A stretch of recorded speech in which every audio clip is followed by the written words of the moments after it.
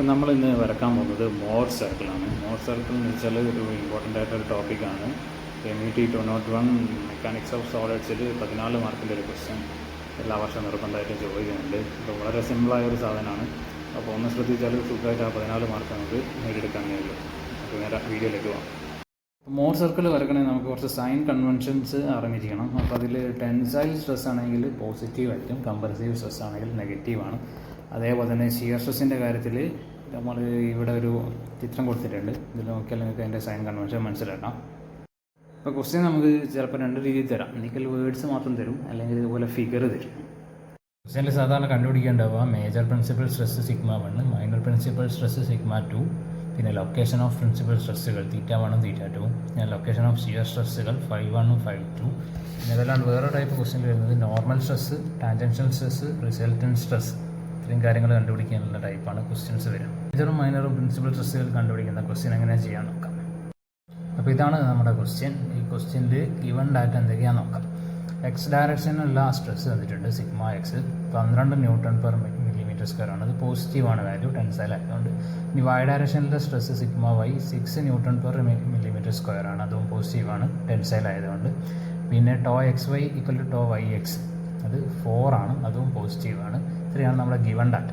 ഇപ്പോൾ Mohr circle വരക്കാൻ വേണ്ടി നമ്മൾ ഒരു ഗ്രാഫ് സെറ്റ് ചെയ്തിരിക്കുകയാണ്. ഈ ഗ്രാഫിൽ നമ്മൾ എക്സ് ആക്സിസിൽ നോർമൽ സ്ട്രെസ്സും വൈ ആക്സിസിൽ ടാൻജൻഷ്യൽ സ്ട്രെസ് ടോയാണ് എടുത്തിരിക്കുന്നത്. അപ്പോൾ നമ്മുടെ സ്ട്രെസ്സിൻ്റെയും വാല്യൂസ് എത്രയാണെന്നുള്ള ക്വസ്റ്റനിൽ കണ്ടാലും അറിയാമല്ലോ. അതിനനുസരിച്ച് നമ്മൾ ഗ്രാഫ് സെറ്റ് ചെയ്യാം. ഇവിടെ ഞാൻ സ്കെയിൽ കൊടുത്തിരിക്കുന്നത് 1 cm എന്ന് വെച്ചാൽ 1 Nm/mm² ആണ്. കാരണം നമുക്ക് അത്രേ വരുന്നുള്ളൂ. മാക്സിമം 12 Nm/mm² വരെ വരുന്നുള്ളൂ. അപ്പോൾ ഒരു 15 Nm/mm² വരുന്ന രീതിയിൽ ഗ്രാഫ് സെറ്റ് ചെയ്യാം. അതിനുശേഷം ഗ്രാഫിൻ്റെ ഒറിജിൻ എ ആയിട്ട് മാർക്ക് ചെയ്യാം. പിന്നീട് രണ്ട് നോർമൽ സ്ട്രെസ്സുകളാണ് നമുക്ക് തന്നിരിക്കുന്നത്, സിഗ്മ എക്സും സിഗ്മ വൈയും. സിഗ്മ എക്സ് എ ബിയും സിഗ്മ വൈ എ സി എന്ന രീതിയിൽ ഗ്രാഫിൽ മാർക്ക് ചെയ്ത് വെക്കുക. ഇനി ടാൻജൻഷ്യൽ സ്ട്രെസ് ടോ മാർക്ക് ചെയ്യലാണ്. ടോ നമ്മൾ വൈ ആക്സിസിലാണ് കൊടുത്തിരിക്കുന്നത്. അപ്പോൾ നമ്മൾ സിന്ന് മേലോട്ടേക്ക് ഇയിലേക്കും ബിന്ന് താഴോട്ടേക്ക് ഡിയിലേക്കും ഓരോരോ ലൈൻസ് എക്സ്റ്റെൻഡ് ചെയ്യാം. സിഇൻ്റെയും ബി ഡിൻ്റെയും ലെങ്ത്തുകൾ 4 Nm/mm² ആയിരിക്കും. അതാണ് നമ്മുടെ അവിടുത്തെ ടോ. ഇനി ഇ ഡി എന്ന ലൈന് ജോയിൻ ചെയ്യാം. ഇനി ഇ ഡി എന്ന ലൈന് എക്സ് ആക്സിസിൽ എവിടെയാണോ പോയിൻറ്റ്സ് വരുന്നത് അതാണ് നമ്മുടെ മോർ സർക്കിളിൻ്റെ സെൻറ്റർ.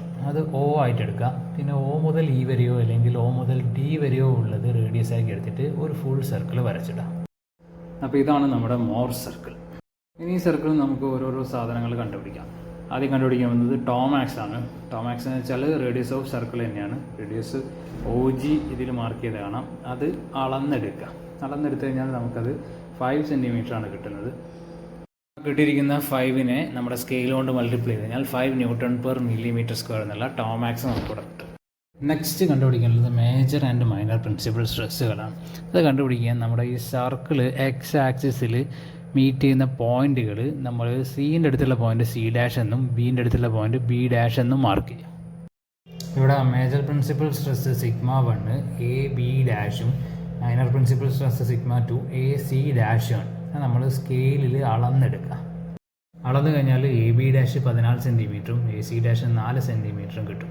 ഈ കിട്ടിയിരിക്കുന്ന സാധനത്തിന് നമ്മൾ സ്കെയിൽ കൊണ്ട് മൾട്ടിപ്ലൈ ചെയ്ത് കഴിഞ്ഞാൽ major principal stress sigma 1 14 Nm/mm² എന്നും minor principal stress sigma 2 4 Nm/mm² എന്നും കിട്ടും.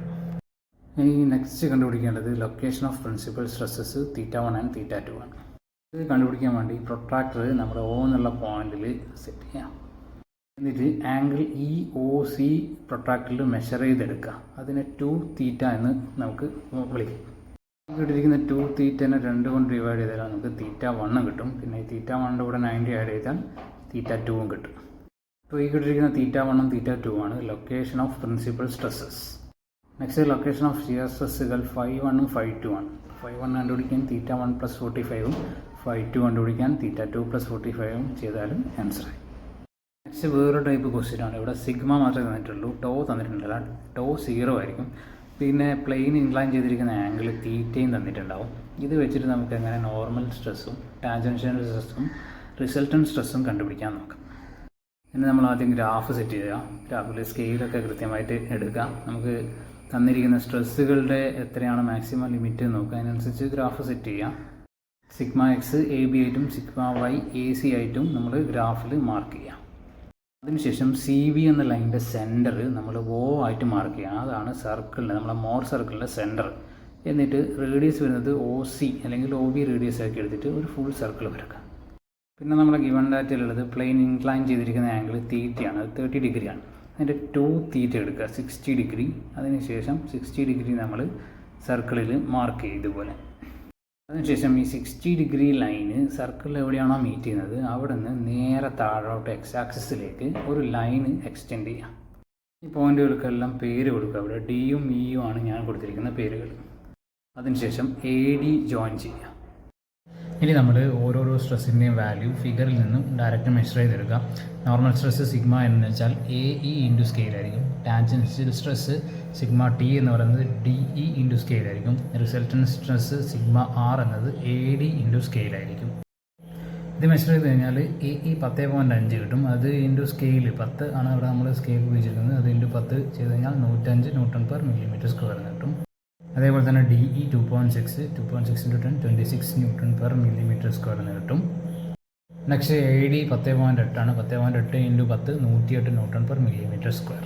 നമ്മുടെ ആദ്യത്തെ ക്വസ്റ്റ്യൻ ഇതേപോലെ തന്നെ normal stress, tangential stress, resultant stress ആണ് കണ്ടുപിടിക്കേണ്ടതെങ്കിൽ നമ്മളിവിടെ 2θ ആംഗിൾ എടുക്കേണ്ടത് ഇ ഡി ലൈനിലാണ്. ഇ ഡി ലൈനിൽ നിന്നാണ് 2θ ആംഗിൾ എടുക്കേണ്ടത്.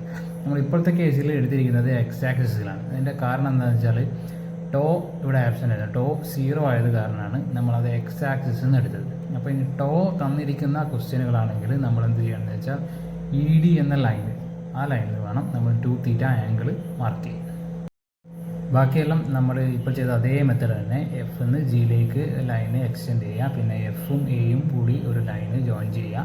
പിന്നെ ഇതിൻ്റെയൊക്കെ മെഷറുകൾ അളന്നെടുക്കുന്ന മെഷറിനെ സ്കെയിൽ കൊണ്ട് മൾട്ടിപ്ലൈ ചെയ്ത് കഴിഞ്ഞാൽ നമുക്കിവിടെ normal stress, tangential stress, resultant stress അങ്ങനെയുള്ള 3 സ്ട്രെസ്സുകളും കിട്ടും. അത് നമ്മൾ നേരത്തെ ചെയ്ത അതേ പ്രോസസ് തന്നെ അളക്കുക. അതിനെ സ്കെയിൽ കൊണ്ട് മൾട്ടിപ്ലൈ ചെയ്ത് കഴിഞ്ഞാൽ നമുക്ക് വേണ്ടുന്ന എല്ലാ സ്ട്രെസ്സുകളും ഇവിടെ കിട്ടുന്നതായിരിക്കും.